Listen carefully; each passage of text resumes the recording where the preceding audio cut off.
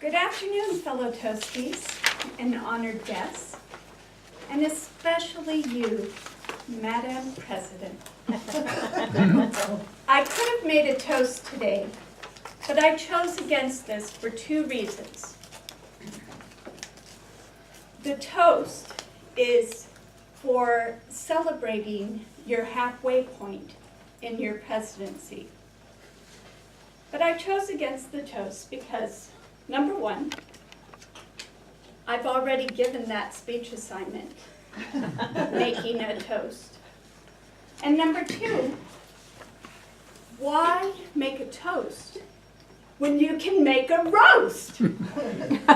Oh, roast. So much more meatier and satisfying than toast. Now, fellow Toasties, you might be thinking, where's the beef with Madam President? Actually, there is no beef. It's more about potatoes. You may not know this about your president, but she has a thing for spuds. It's a real fantasy. And this is not a transient affair either. It is a full-on addiction. Her name is Annette Kane, and she is a chipaholic. Her parents said that when she was just a toddler, she could smell when somebody opened up a bag of chips, even if she was miles away.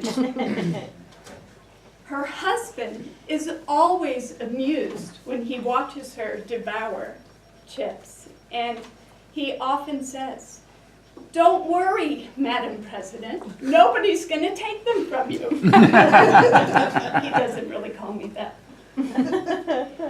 When it comes to speaking, Annette creates a feast with filler words, digested with pregnant pauses. Her ands and so's and so's, she pours on like gravy. She occasionally chokes down an aw or burps up an but never ever does she sputter out a Turkish egg. And that's a good thing, because this roast is not turkey. Usually, most normal people finish their roast and potatoes and gravy with some delicious dessert. But not our president. No. She makes you stand on one leg. Oh, a leaning tree. There's a story behind that. She says it's for the trees, and that's fine. But can we have a little chocolate cake, please? Let them eat cake, Madam President. I'll finish this roast by using some of her very own words, much to Carl's chagrin. I would like to... Oh, heck, I'm just going to do it. Here's to you, Madam President, on your halfway point of your presidency. Make sure there's some cake when you're done.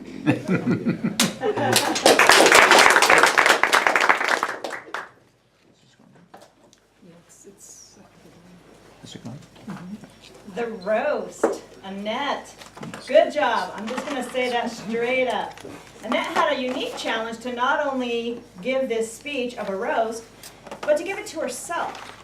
Now, I'm not sure if that's because she was a little bit nervous to pick on one of us, or whether she took the challenge to pick on herself, which is the bigger challenge. So kudos to you. As I said, Annette did her speech from The Roast, which is the Special Occasions series. Some of you newer folks are not necessarily ever going to see or do this speech in this book, now that it's Pathways. This was the old way we used to learn here at Toastmasters.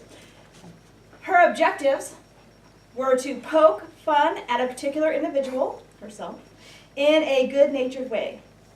2, adapt and personalize humorous material from other sources. And 3, to deliver jokes and humorous stories effectively. And each one of those objectives was met with vigor and humor and kept us laughing on the sidelines. Her jokes were fantastic. They were leading to the next sentence, to the next thought even.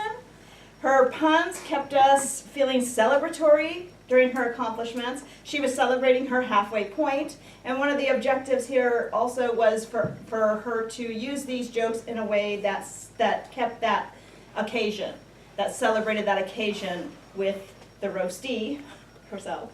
And she did that well. She did that perfectly.